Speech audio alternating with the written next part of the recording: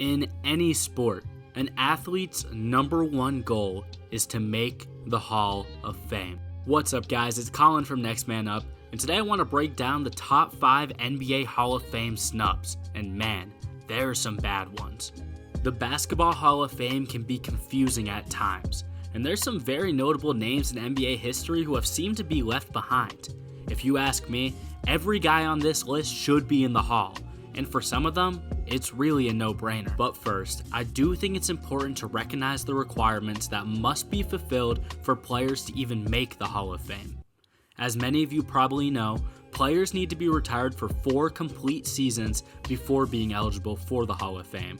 If they come out of retirement, then that's up for the committee to decide whether they consider the player's retirement for the first time or the second time. Once a player is eligible, they must be selected by the NBA's 2 screening committees. These committees are named the North American Committee and the Women's Committee. Once a player is successfully nominated, they move on to the Honors Committee.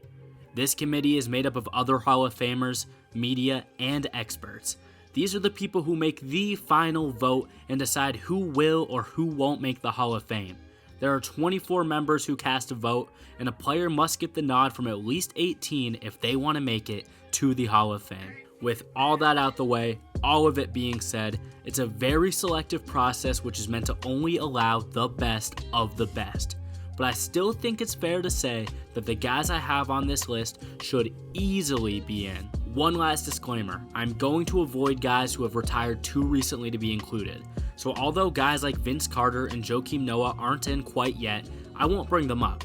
That is, except for my last player on this list, who was what sparked me to create this video in the first place. So when number 5 comes around, stay tuned for that pick. But first off, let's start the list and kick it way back.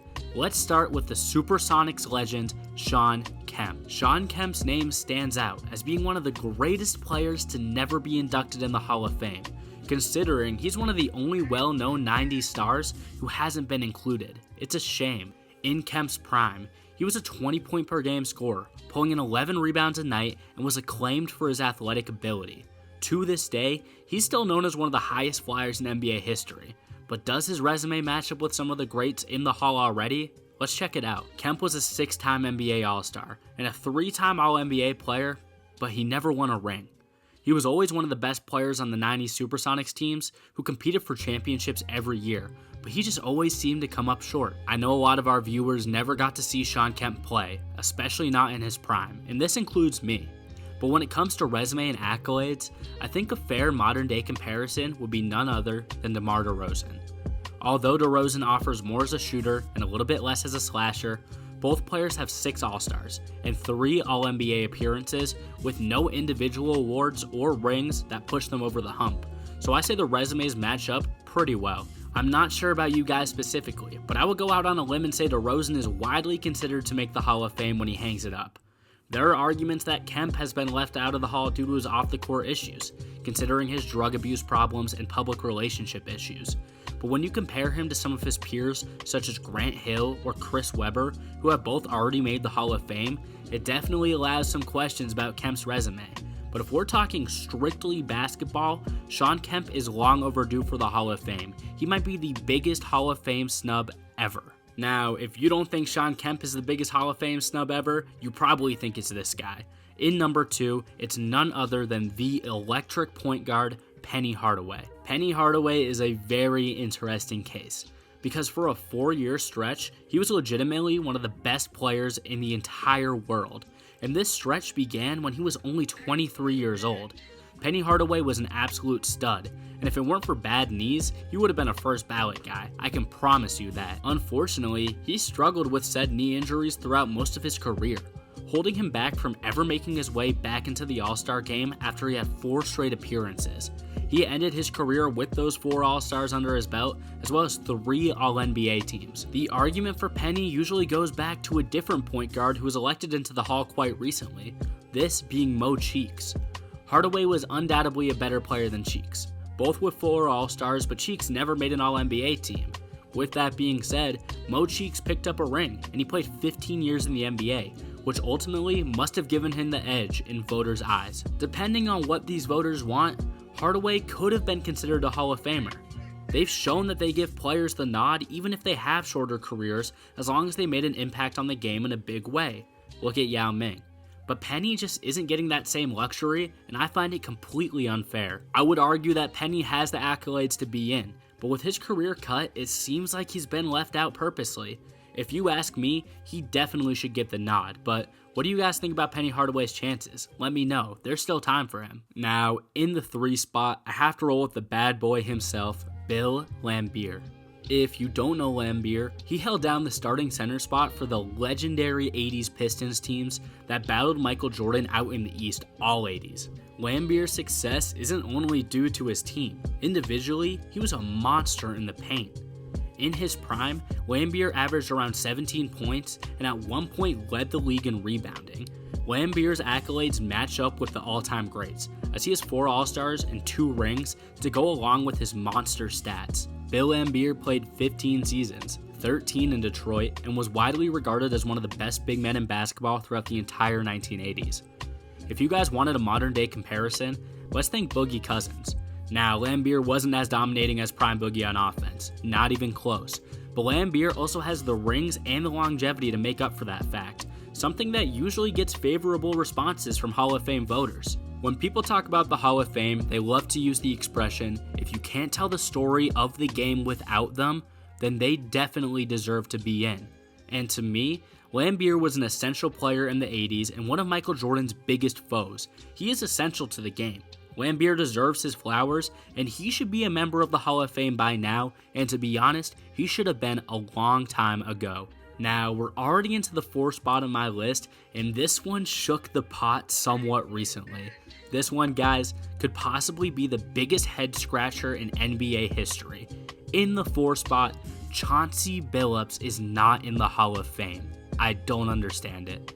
I'm really not gonna lie to you guys, I assumed Chauncey had made the Hall of Fame already, so I was pretty shocked to see that he's been snubbed over and over again. His accolades absolutely smash a reasonable amount of these guys in the Hall of Fame already.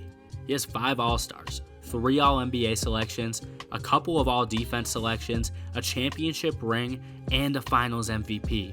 To add on, the NBA Hall of Fame is really the Basketball Hall of Fame. That is the name they go by. They take in accolades of guys before they made the league or when they were elsewhere, so I'm gonna add on. He was one of the best high school and college players in Colorado history. Most people would tell you that he is the absolute best in both of those categories. Chauncey is one of the most iconic players in Detroit Pistons and Denver Nuggets history. He was known for being a hard-nosed player and overall just the exact kind of player you want on your team. And I know Chauncey Billups isn't making the Hall of Fame for his coaching anytime soon, but let's mention his coaching success in his career currently, as he already coaches the Portland Trail Blazers. He's an NBA coach this early. He checks every box of a Hall of Famer. He needs to be in here. Billups was an incredible player, and is possibly the most deserving non-Hall of Famer on the entire list. That might be my vote. They gotta let Chauncey in, but before I bring up the last candidate, I do want to shout out a couple guys who I didn't mention, but definitely also have a case to be in the Basketball Hall of Fame. And to our small section of our fan base that is 50 plus, you guys are going to love this part. I really wanted to shout out Walter Davis, Marquise Johnson, Mark Price, Norm Nixon, and Robert Horry. All of these guys deserve their flowers and have pretty good cases that they should be locks for the Basketball Hall of Fame. Now, we're 10 minutes in and we are finally to my 5th guy.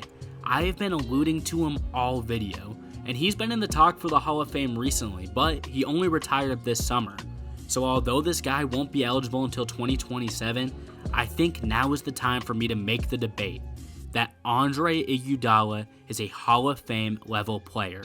Hear me out. I know, some may find this ridiculous, but we simply can't ignore the excellence he showed over his entire career. From 2004 all the way to 2023, Iggy was one of the more important figures in the entire NBA. Many will bring up his Finals MVP in 2015. Whether you think it's deserved or not, it absolutely elevates his resume and nicely pairs with his 4 NBA championship rings and 2 all-defensive selections that he picked up along the way. The NBA owes it to their players and owes it to their fans to stay consistent. And when I look at the Hall of Fame and see guys like Bill Bradley who sneak in there with much worse career averages than Andre Iguodala and only picked up one All-Star selection with no individual awards, it would make me sick to know that they left Iggy out. He 100% deserves it. So with that being said, who do you think is the biggest Hall of Fame snub? Is it Kemp? Is it Hardaway? Is it Lambeer? Is it Chauncey? Or is it Andre Iguodala? That might be a hot take, guys. But if it's not someone on the list, if I didn't even mention them in my honorable mentions, please make sure to leave them in the comments. There are a lot of good contenders I could have mentioned. Alright guys, I'm Colin, and this is Next Man Up. Until the next one, peace out.